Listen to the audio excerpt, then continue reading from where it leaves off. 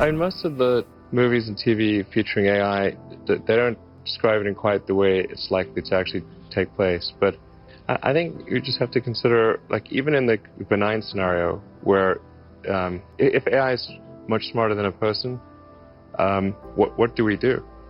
Yeah. What job do we have? The biggest issue I see with so-called AI experts is that they think they know more than they do. And they think they're smarter than they actually are.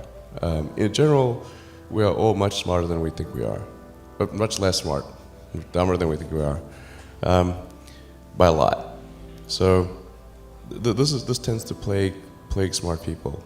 They define themselves by their intelligence, and they don't like the idea that a machine could be way smarter than them, so they discount the idea, which is fundamentally flawed. That's the wishful thinking situation. I try to convince people to slow down AI, to regulate AI. This was futile. I tried for years. Mark my words, AI is far more dangerous than nukes. I'm not normally an advocate of regulation and oversight. I mean, I think one should generally err on the side of minimizing those things. But this is a case where you have a very serious danger to the public. And so therefore there needs to be a public body that has insight and then oversight on to confirm that everyone is developing AI safely. This is extremely important.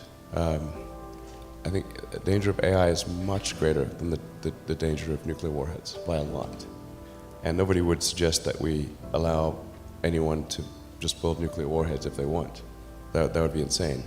So why do we have no regulatory oversight? This is insane.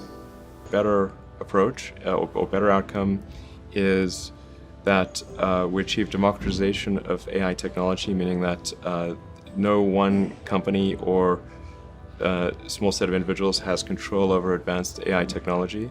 I think that's very dangerous. It could also get stolen by somebody bad, like some evil dictator of a country could send their intelligence agency to go steal it and gain control.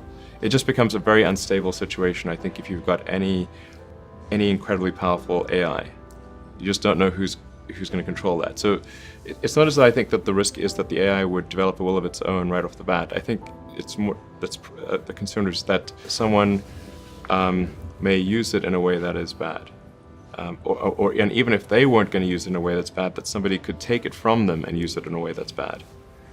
That I think is quite a big danger. I have to say that when something is a danger to the public, then there needs to be some, I hate to say it, government agency, like regulators. Like, I'm not the biggest fan of regulators, like, because they're a bit of a buzzkill. The fact is, like, we've got regulators in the aircraft industry, car industry, deal with them all the time, with drugs, food, and anything that's sort of a public risk. I mean, I think this has to fall into the category of a public risk. And the intent with OpenAI is to democratize AI power. There's a quote that I love from Lord Acton. He was the guy that came up with power corrupts and absolute power corrupts absolutely, which is that freedom consists of the distribution of power and despotism in its concentration.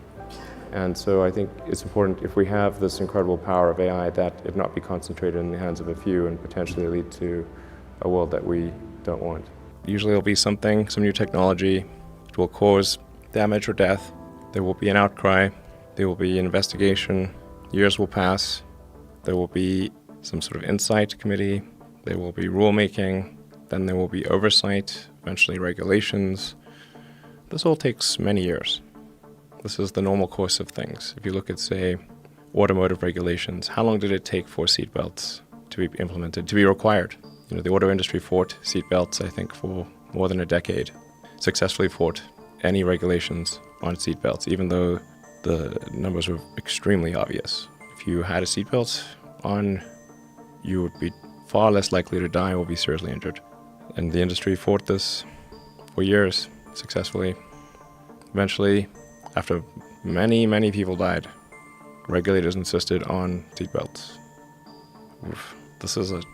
This time frame is not relevant to AI. You can't take 10 years from the point at which it's dangerous.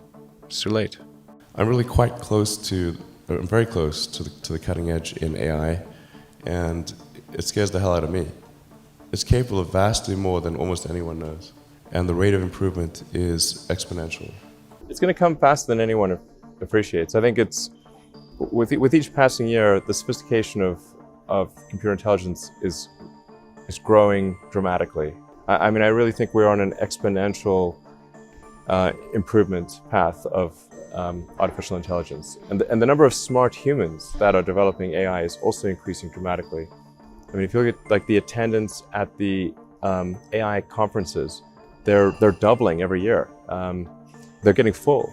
I have a sort of a young cousin of mine who's graduating from Berkeley in computer science and physics, and I asked him, like, well, how many of the smart students are studying AI in computer science? And the answer is all of them.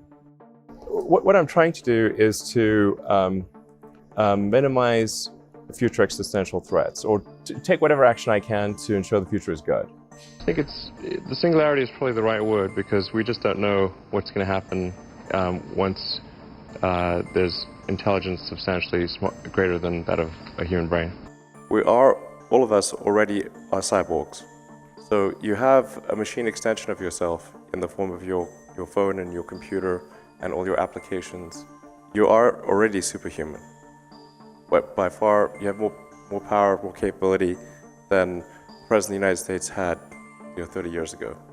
If you have an internet link, you have an oracle of wisdom, you can communicate to millions of people, you can communicate to the rest of Earth instantly.